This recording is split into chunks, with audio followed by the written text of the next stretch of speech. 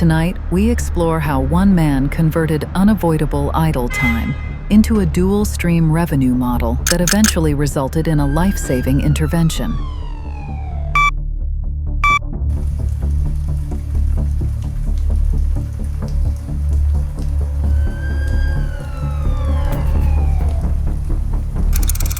For the average taxi or Uber driver, a dead battery is a dead end. However, for a subject like Ernest, this 3-hour vacuum was not a failure of the system, but a strategic opening. Today's story got electric cars, long waits, short money, and one man who said, "If I'm sitting, I'm earning." Meet Ernest Taxi, man driving the city, while the city trying to drive him to the ground. And as always, the voice of calm when life get complicated, Nancy. Give us the data, Nancy. Thank you, Michello. This case study examines the intersection of financial volatility, creative overemployment, and the high-yield benefits of professional readiness. We will observe how one man restructured his unavoidable idle time into a period of high-stakes community service. To understand Ernest's drive, one must look at his point of origin.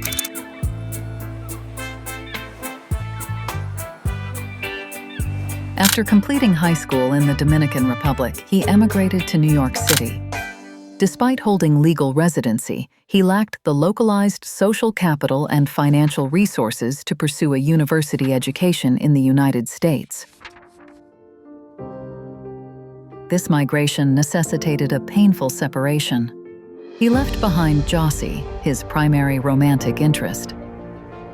Their relationship, while emotionally significant, was immediately subjected to the high attrition rate of long-distance communication and the divergent pressures of Ernest's new environment.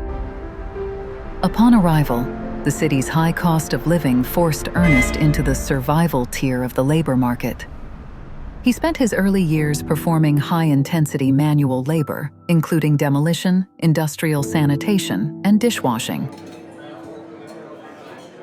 Man, the grind is real. That'll break a man's back and heart. For Ernest, getting into a taxi wasn't just a job, it was an upgrade. These roles were physically degenerative and economically stagnant. Over time, the physical exhaustion and the geographic distance caused his connection with Jossie to fracture, eventually leading to a complete cessation of contact. For several years, Ernest functioned within the restrictive parameters of the lease trap. He operated a vehicle and a taxi permit or medallion that he did not own. In this economic configuration, a significant percentage of a driver's daily gross income is immediately diverted to cover the lease overhead. For Ernest, the dream of independent ownership remained statistically improbable due to the predatory nature of the secondary permit market. The barrier to entry was a matter of extreme capital. Since the city had ceased issuing new permits decades ago, the only way to own a taxi was to purchase a medallion from a private seller. These permits frequently traded for hundreds of thousands of dollars, effectively ensuring that drivers like Ernest remained in a permanent state of debt-fueled labor. Dream locked behind big money. Man's working just to pay for the right to work. The status quo was disrupted by the city's clean energy initiative. To incentivize the transition to electric vehicles, the government offered a limited number of new taxi permits at zero cost, provided the operator utilized a fully electric car. Ernest analyzed the long-term savings on fuel and the elimination of lease fees. Then, he moved to secure a high-interest loan to enter the program. Within 3 weeks, Ernest was an owner-operator.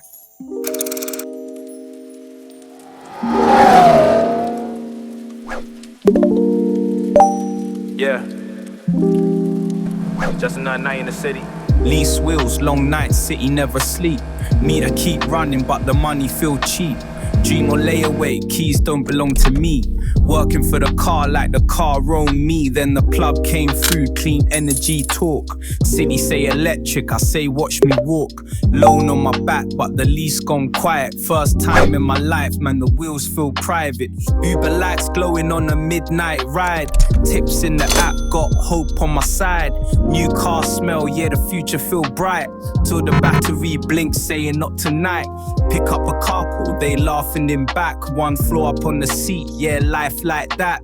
Wipe your tongue quick, keep these stars 5.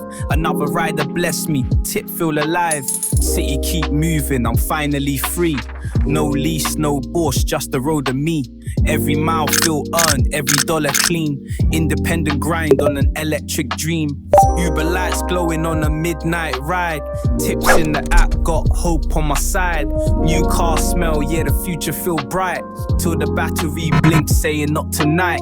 Full charger miles away.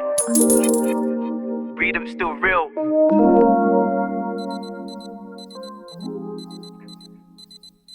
However, the reality of first-generation electric taxis in Manhattan proved problematic.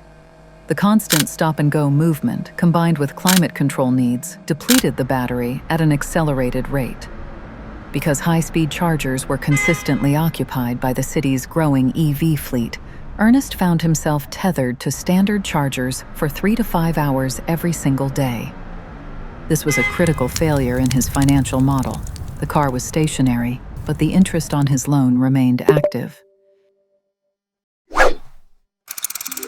During a standard Uber transport, Ernest engaged with a passenger who provided the missing variable for his financial equation. She was a regular user of the city's senior transportation services and expressed severe frustration regarding the reliability of the fleet. She noted that many drivers refused to comply with the new mandatory first responder certifications, leading to a massive shortage of available vehicles during midday hours. She said to Ernest, "Our regular driver didn't want to take the first responder training. Too much work for him, I suppose." Meter off. Bill's still on. That's how the city eats you alive. Ernest identified a logistical overlap. The charging station he utilized was situated within a 3-block radius of a senior transit hub. He identified a perfect synchronization of downtime. While his taxi was non-operational and charging, the demand for senior transit was at its peak. By applying for the second position, he could effectively bridge the income gap created by his vehicle's technical limitations. Vital time activated. That's what I call a power move. While the next man is sleeping in the cab, Ernest is filling forms. The dispatcher was surprised by his eagerness. Most drivers were quitting because of the new rules. Ernest applied for the position immediately. Unlike the previous drivers who had abandoned the role to avoid the certification process, Ernest completed the advanced first responder course and defibrillator training immediately. He did not view the mandatory medical training as a hurdle, but as a strategic requirement for his new dual-role employment. This move was purely analytical. He wanted to ensure his position in the senior transport fleet was secure, so that his 5-hour charging window would always be monetized. Man read the manual. Respect. Most people see a book and run. He was now operating 2 distinct jobs within a single 12-hour window. The routine became clockwork. Morning shifts in the electric taxi, followed by a charging session. During the charging period, Ernest would transition to the senior transport vehicle. He applied the same professional rigor to this role as he did to his taxi business.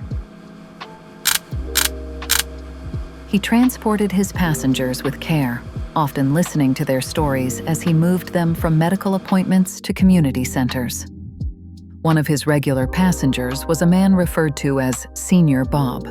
Bob was frail but possessed a sharp mind, and he often thanked Ernest for his punctuality. The utility of Ernest's training was realized during a routine afternoon transport. Without warning, Bob suffered a sudden and acute cardiac event. In a standard transport vehicle without a certified driver, this would likely have resulted in a fatality. However, because Ernest had prioritized his medical certification, he was able to initiate a life-saving protocol within 60 seconds of the event. Ernest maintained total operational composure. He moved with the precision he had practiced in the classroom. He deployed the automated external defibrillator and followed the voice prompts with clinical precision.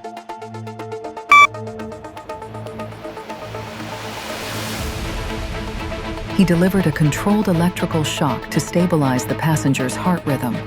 Then he continued manual chest compressions until the paramedics arrived on the scene.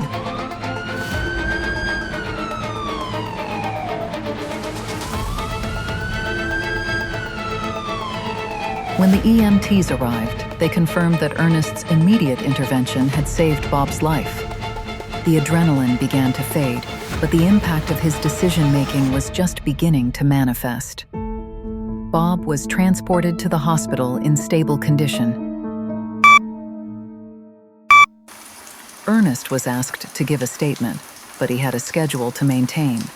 The news of the incident traveled quickly through the senior transportation network. That's not Ernest Taxi no more. That's Prepared Ernest. Man's a heartbeat away from legend. For the first time in his professional life, Ernest was not just a line item on a lease agreement. He was recognized as a hero, a label he found analytically confusing but socially beneficial. A week later, Bob was cleared for discharge. His family insisted on meeting the driver who had intervened. The gratitude of the community provided Ernest with a level of job security that no union or contract could offer. The public commendation of Ernest's actions acted as a catalyst, propelling his story into the wider metropolitan data stream. Eventually, this information intersected with a trajectory Ernest believed had been permanently severed.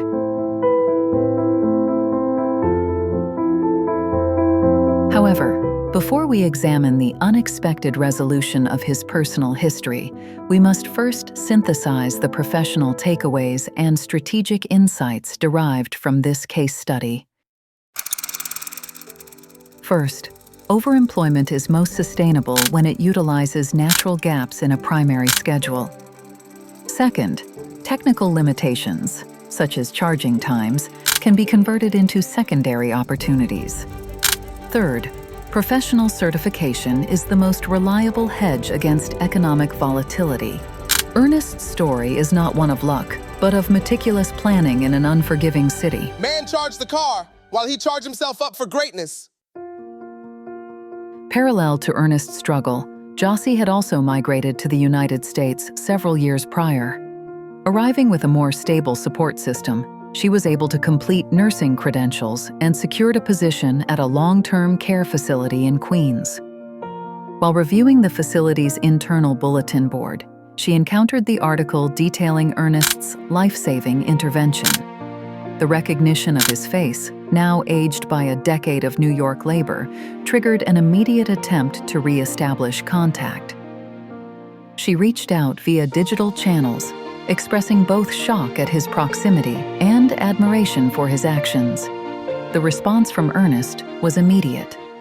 They arranged a meeting at a local cafe a few days later. The conversation served as a reconciliation of two decade-long journeys that had finally converged in the same city.